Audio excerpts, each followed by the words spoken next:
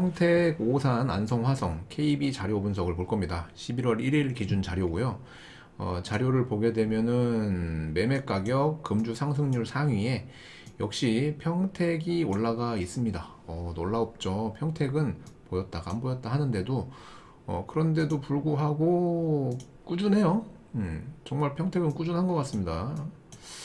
그리고 나머지 오산 뭐 이런 게 안 보여요. 그리고 금주 하락률 상위에 뭐 대구 쪽이 좀 많이 올라갔고 세종하고 전년 말 대비 상승률에 보면 오산, 안성, 평택 다 나왔죠. 화성 빼고 화성은 워낙 많이 가서 여기 안 올라온 것 뿐인 거지 뭐 그렇다고 해가지고 뭐 약한 건 아니잖아요. 화성은 아직은 넘사벽입니다. 예, 동탄 쪽은. 근데 요 수치들 보면 33%, 35%,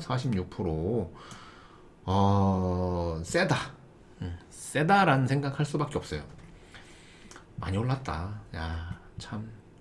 이게 전년 말이니까 1년 만에 오른 거니까, 예, 참 많이 올랐다. 누군 참 어렵고, 누구는 또 많이 자산 가격이 상승했고, 그런 거죠. 자, 그리고 이제 전세 가격 상승률, 이것도 이제 전세 살고 계신 분들, 그리고 뭐 살 예정이신 분들, 또는 일시적으로 집을 팔고 전세를 잠깐 살고 뭐 하시는 등등등 많은 사유로 인해서 전세 사시는 분들이 계시잖아요. 근데 다행히도 상승률에 평택, 오산, 안성, 뭐 화성이 없어요. 예, 지금 보면. 의외로 이런 아산, 공주, 요런 데가 들어갔고요. 여기에 이제 상승률에는 들어간 게 없습니다. 그리고 하락률에도 들어간 게 없고, 전년 말 대비 상승률은 근데 다르죠. 오산, 안성, 평택. 아하. 전세 가격은 작년보다 올해 많이 올랐다. 예, 정말 많이 올랐고요. 어, 뭐랄까요. 이게 삶의 이런 그 질, 그리고 살면서 느끼는 그런 스트레스 같은 것들 중에서도 주거에 관련된, 그러니까 의식주에 관련된 것 중에서도 특히나 이 거주에 관련된 게 이번 몇 년 사이에, 몇 년 사이에 너무 많이 오른 게 아닌가. 적당히 올랐으면 좋았을 거를 너무 많이 올라서 누군가는 정말로 큰 부를 이루시고 누군가는 많은 상실감을 느꼈던 그런 한 해죠. 왜냐면 올해도 이제 11월이고요. 좀 있으면 이제 12월 연말이 다가오기 때문에, 그리고 머지않아 이제 대선이잖아요. 대선이 되면서 뭔가 정책 변화가 일어날 것 같고, 예, 그런 와중에 이 혼돈 속에서 나의 포지션을 어디로 가져가야 될 것인가? 1주택자인가? 다주택자인가? 무주택자인가? 이거가 많이 고민되실 거예요. 그리고 정책적으로 현재 대출을 막고 있는 이 상황에서, 예, 대출을 너무 많이 막아가지고 분명한 부작용이 있는데 이 대출 환경 속에서도 누군가는 집이 필요하기 때문에 집을 사야 되고요. 누군가는 또 집을 팔아야 되고, 이런 시장 경제가 움직여줘야 되는데 이게 어떻게 변할지 저도 궁금합니다. 대통령 후보 오늘 이제 공약 같은 거를 후반부에 볼 건데 정말 어떻게 변할지 궁금해요. 자, 계속해서 보게 되면요. 요거는 아파트 매매 가격 증감률이고요. 매주 확인하는 것 중에 하나죠. 예. 9월 달부터 11월 1일까지인데 상승률을 보게 되면은 이거는 뭐 하락했다라고 얘기가 좀 어려워요. 예, 1%, 0% 그리고 뭐 0.5%에서 0.7%로 올라갔기 때문에 평택은 아파트 매매 가격 자체가 뭐 하락하고 있다라고 얘기할 수는 없고, 오산 같은 경우에는 좀 뚜렷하게 색깔이 변했는데 이거 같은 경우에는 거래량이 완전 급감하는 그런 상황이 아니었을까. 1%대에서 0.9%까지 갔다가 0.65%에서 0.1%로 바로 내려왔거든요. 요 한 주 더 지켜봐야 될 것 같아요. 한 주. 그리고 안성 같은 경우에도 지금 매매 가격 상승률이 점진적으로 색깔이 빠지고 있는 걸 볼 수 있어요. 0.46을 찍었다가 6.5로 회복했다가 0.5, 0.4로 이렇게 빠지고 있거든요. 요게 다음 주에 0.3이 나올 건지 한번 보죠. 예. 그러면은 우리가 흐름을 어느 정도는 파악할 수 있으니까. 화성 같은 경우에도 지금 색깔이 많이 흐려졌어요. 많이 옅어져 가지고 최대 1.1%에서 지금 0.1%까지 약 1% 가까이 떨어진 거거든요.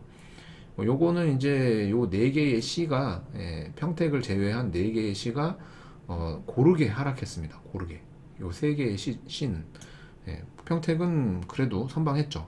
0.2% 정도 상승했으니까요. 평택 항상 사랑합니다. 네. 오산, 안성, 화성도 물론 좋은 도시고 많이 살고 계시고 좋은 데입니다. 근데 제가 평택에 있다 보니까 아무래도 팔이 안으로 굽죠. 네.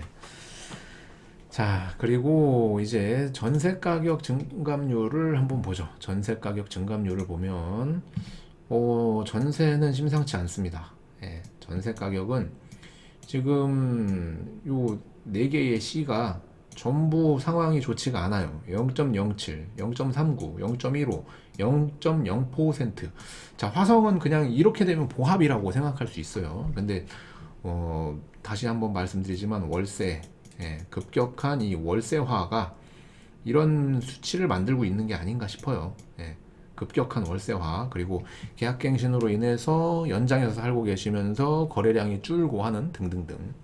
그리고 평택 같은 경우에도 굉장히 많이 하락하고 있습니다. 전세가가 꾸준히 떨어지고 있어요. 꾸준히 1.25%에서 지금 0.07%, 사실상 0%거든요. 상승률이 없는.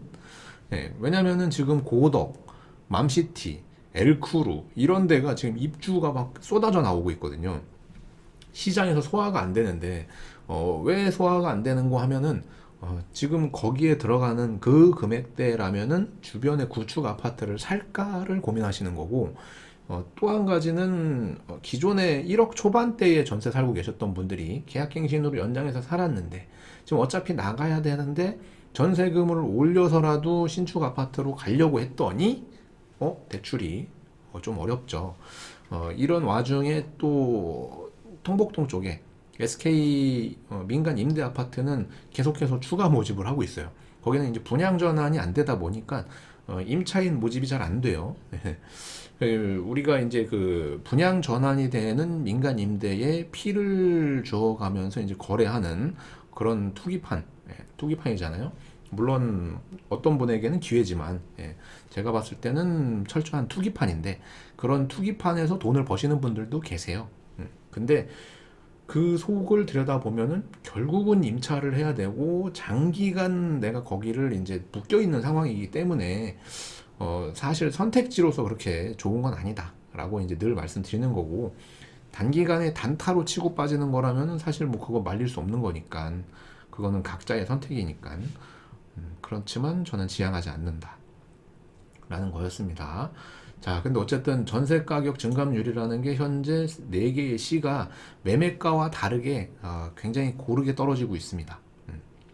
이게 이제 전세가가 안 오르는 거는 전세를 살고 계셨던 분들 또는 전세에서 전세로 갈아타시려고 하시는 분들한테는 다행이죠.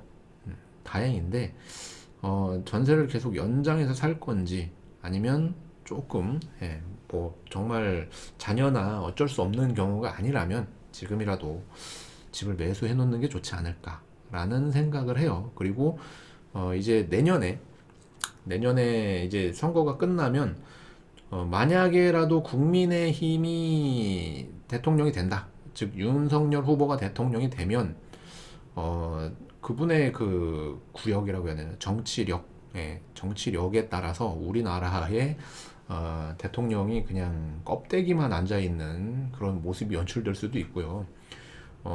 다시 이제 민주당 쪽에서 이재명 후보가 당선이 되면요.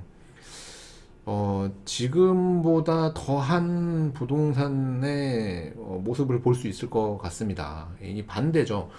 두 분 다 정책을 이따가 비교해서 볼 건데, 공급을 시장에다가 이제 내놓을 건데, 한쪽은 민간이고 한쪽은 공공이다 보니까 이런 효과가 생깁니다. 이따가 한번 정리를 할게요.